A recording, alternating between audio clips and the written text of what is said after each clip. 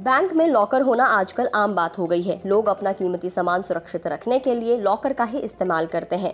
31 दिसंबर 2022 से आरबीआई के लॉकर संबंधी नए नियम लागू किए गए हैं, जिसकी जानकारी ग्राहकों को अभी तक नहीं है। तो ऐसे में अगर आपका भी बैंक में लॉकर है और आपको नए एग्रीमेंट को लेकर या नए नियमों को लेकर कोई भी डाउट या कंफ्यूजन है, तो आप इस वीडियो को एंड तक जरूर देखें।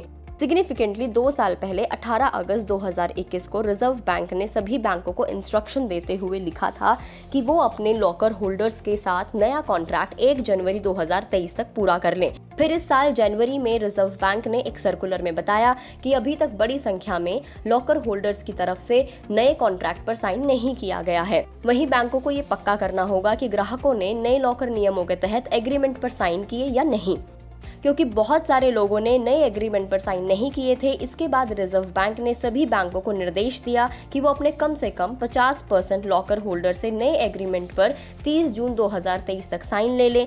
वहीं 30 सितंबर तक 75% और 31 दिसंबर 2023 तक 100% ग्राहकों से नए लॉकर एग्रीमेंट पर साइन ले लिया जाए। इसके साथ ही सभी बैंकों के ग्राहकों को नए एग्रीमेंट के डिटेल्स के बारे में सूचना देने के लिए भी कहा गया था। सभी बैंकों को आरबीआई के दक्ष पोर्टल पर अपने लॉकर एग्रीमेंट के स्टेटस की जानकारी भी अपडेट करनी थी।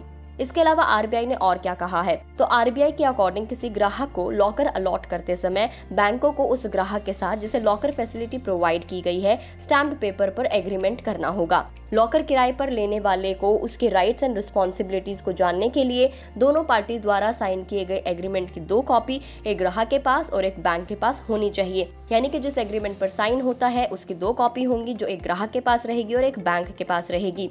इन नए नियमों के मुताबिक अब बैंक ये नहीं कह सकते कि लॉकर में रखे सामान को लेकर उनकी कोई रिस्पॉन्सिबिलिटी नहीं है। चोरी, धोखाधड़ी, आग या भवन ढह जाने की स्थिति में बैंकों की जिम्मेदारी लॉकर के वार्षिक किराए के 100 गुना तक होगी। इसके अलावा बैंक को लॉकर की सुरक्षा के लिए हर जरूरी कदम भी उठाने होंगे।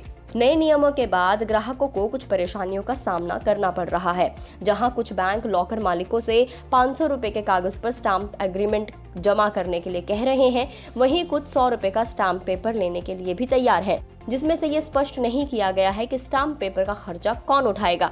कुछ बैंक स्टाम्प पेपर दे रहे हैं, वहीं कुछ बैंक ग्राहकों से ही स्टाम्प पेपर लाने के लिए कह रहे हैं। वहीं कुछ ग्राहकों की ये भी शिकायत है कि बैंकों ने उन्हें लॉकर एग्रीमेंट के रिन्यूअल के बारे में इन्फॉर्म नहीं किया है। हालांकि ऐसे में अगर हम एसबीआई की बात कर ले तो एसबीआई समय समय पर ट्वीट करके अपने ग्राहकों को इस चीज की जानकारी देता रहता है कि लॉकर एग्रीमेंट रिन्यूअल के लिए बैंक ब्रांच से वो कांटेक्ट कर ले। इसके अलावा इस समय बैंकों ने लॉकर चार्जेस में भी बढ़ोतरी कर दी है।